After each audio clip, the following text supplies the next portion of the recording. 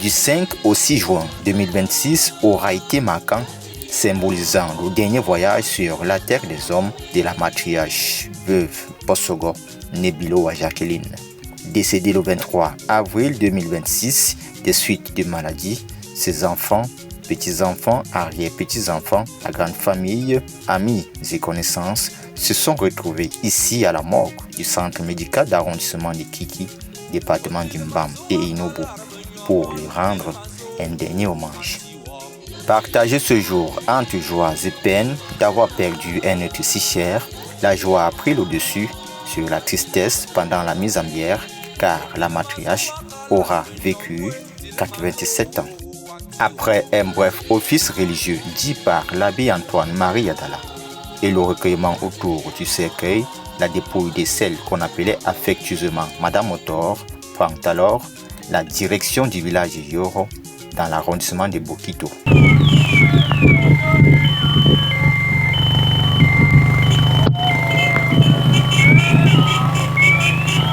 La dépouille est accueillie au village par ce groupe de batteurs de tam-tam traditionnels.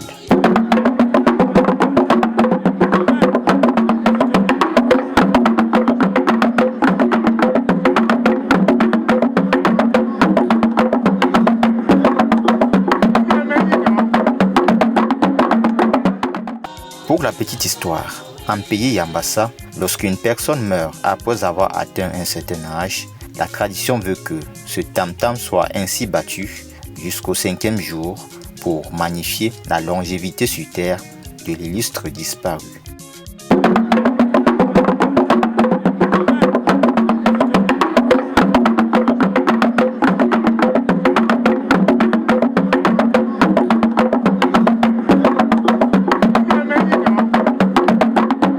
La veillée au village a été marquée par une messe de veillée et des séquences d'animation jusqu'au petit matin. La vie est la coupe du salut et nous te rendons grâce car tu nous as estimés dignes de nous tenir devant toi pour te servir. Humblement nous te demandons qu'en ayant part au corps et au sang du Christ, nous soyons rassemblés par l'Esprit Saint en un seul corps. Souviens-toi, Seigneur, de ton Église répandue à travers le monde. Fais-la grandir dans ta charité, en union avec le pape Léon XIV, notre évêque Emmanuel et tous ceux qui ont la charge de ton peuple. Seigneur Jésus-Christ, tu as dit à tes apôtres, je vous laisse la paix, la paix. Ne regarde pas nos péchés, mais la foi de ton Église, pour que ta volonté s'accomplisse. Donne-lui toujours cette paix et conduis-la vers l'unité parfaite, toi qui vis et règnes pour les siècles des siècles. Amen. Que la paix du Seigneur soit toujours avec vous. Et avec votre esprit. Dans la charité du Christ, donnez-vous la paix. Alors que la nuit de veillée est rythmée par une ambiance musicale, derrière la cuisine, les choses s'activent pour que tout soit fin prêt dès le lever du jour.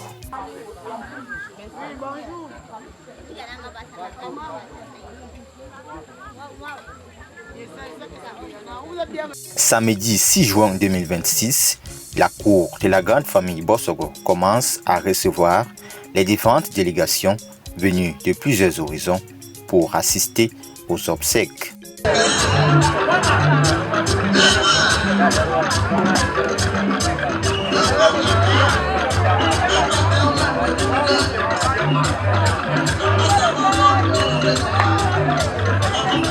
La mise en place terminée, la cérémonie traditionnelle peut alors commencer, notamment la palabre funéraire.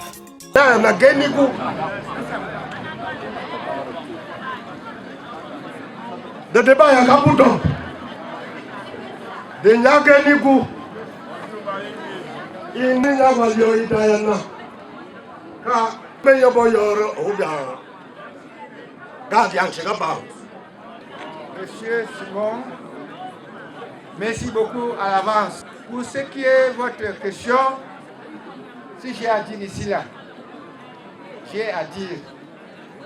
Je n'ai pas à dire de ce qui doit vous choquer ou la population Nyambassa. Je dirais tout court je reconnais en moi, tout court, tout simplement que ma petite sœur a vécu, vous avez tout dit, sa naissance, sa vie, les séances dans sa vie. Vous avez tout déterminé. Pour qu'elle me comprenne que je suis ici accompagné même de 9 parents. Je reconnais en elle qu'elle a eu beaucoup de difficultés de vie. La maladie, je dis les maladies, l'ont tellement torturée qu'à jamais, grâce à l'un de mes enfants, qui sont avec toi, tes frères, l'ont amené son secours. Le secours auquel elle a vécu jusqu'à ce jour. Sinon, oui, ce secours-là, on ne pouvait pas l'appeler ce jour. Ce serait déjà passé. Je leur ai dit merci. Je dis beaucoup merci à tous mes enfants qu'elle a laissés. Merci plus. Tous ici, Mindana, qui est dans le programme, c'est moi. Donc, je ne peux pas me cacher. Je dois me présenter solennellement dans la famille. Maman ne meurt. Elle a fait irruption chez moi à Morakele. Je suis de l'autre rive de la Sanaga. Elle a fait irruption. Et quelques 4-5 mois, le Seigneur, le Dieu Tout-Puissant, le Créateur. Ensuite, le témoignage des enfants représenté ici par le 4e né de la famille Bossogo, Egoumé Bossogo, Philippe. Bonjour à tous ceux qui sont ici.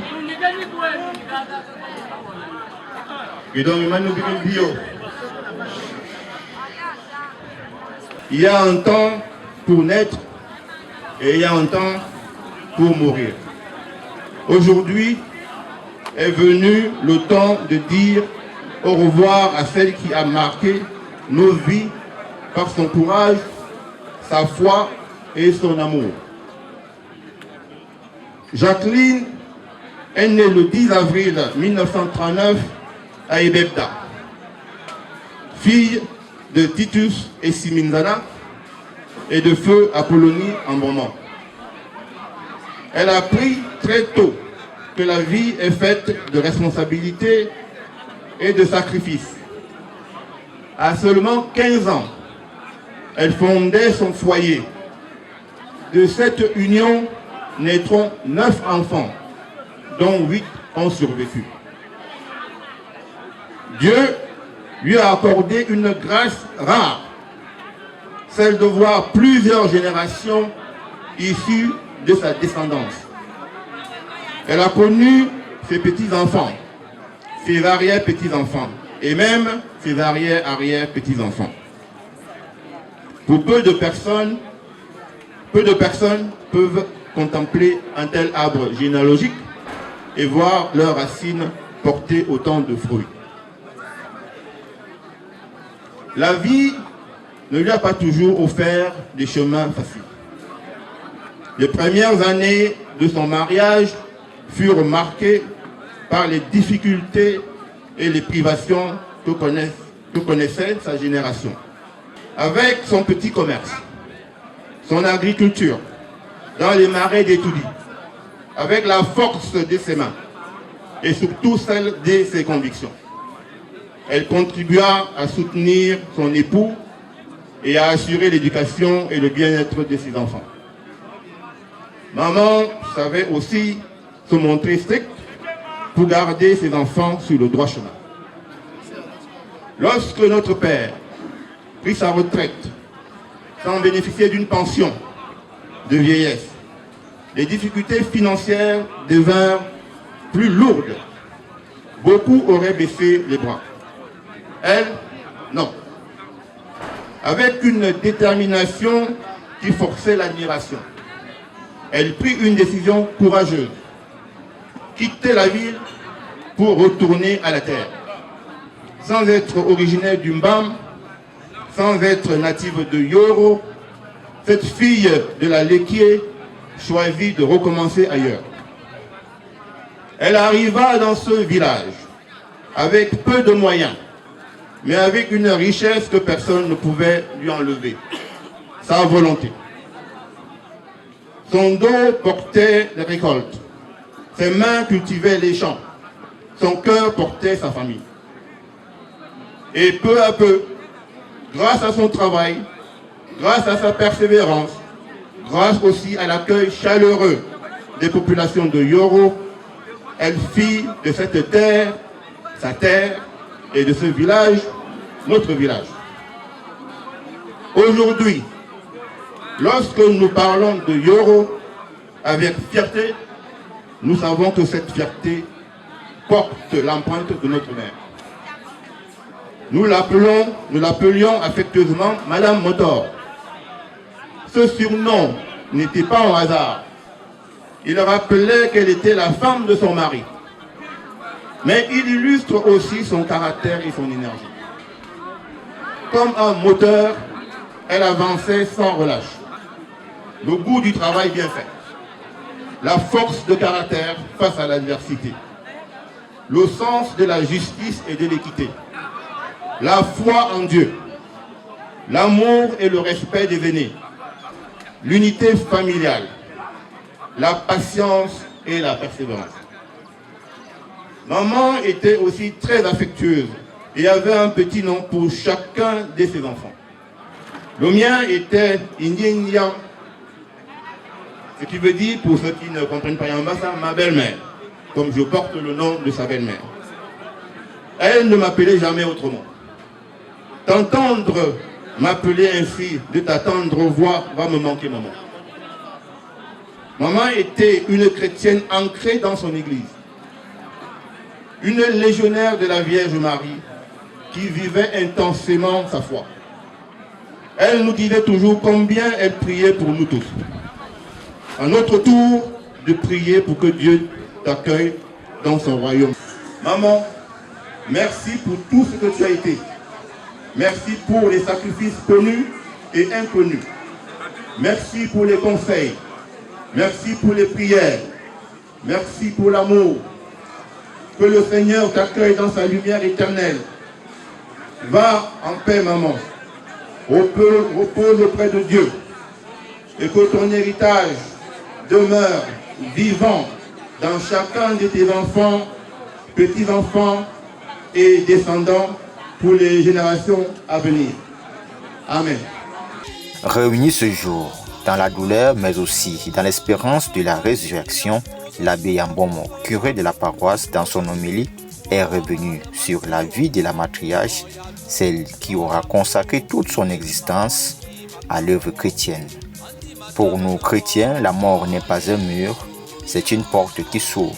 La matriarche va continuer à vivre dans nos cœurs à travers les bons souvenirs que nous avons gardés d'elle. Fin de citation. Pour le salut de ta servante Jacqueline, nous faisons appel à ton amour. Elle a toujours vu en ton Fils un sauveur plein de bonté, fait qu'elle trouve maintenant en lui le jour dont elle n'a rien à craindre. Jésus le Christ, notre Seigneur. Amen. Pour garder un lien étroit et fort avec leur grand-mère, ses nombreux petits-fils et petites-filles ont esquissé quelques pas de danse autour de sa dépouille pour un ultime adieu.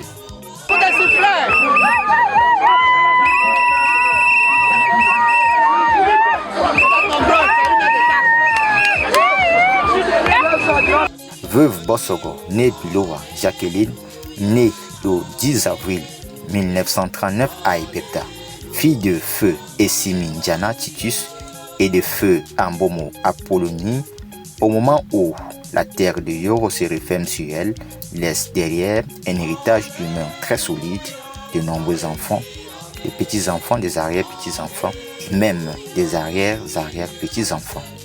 Elle repose désormais ici auprès de son époux Bossogo. Bernard. Que son âme repose en paix.